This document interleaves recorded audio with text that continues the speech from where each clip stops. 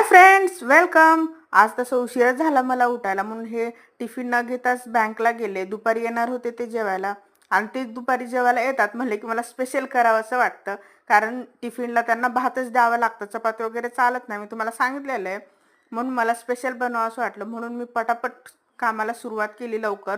माझ्या घरची साफसफाई वगैरे केली.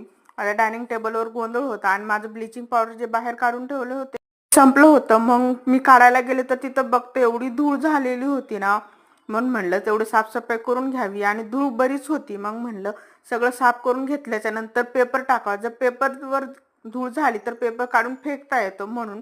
आणि मग नंतर हे टब ना मी 10 रुपये, एक टब 10 रुपयाच्या शॉपमध्ये घेतलेला आहे. आणि एक साबण वगैरे येतात ना त्यावर फ्री आलेला आहे. खूप छान आहेत क्वालिटी. मी आता सध्या यूज करत नाही, कारण माझ्याकडे बरेच भांडे आहेत, त्याची गरज नाही, म्हणून मी त्यामध्ये हे ठेवत असते वस्तू.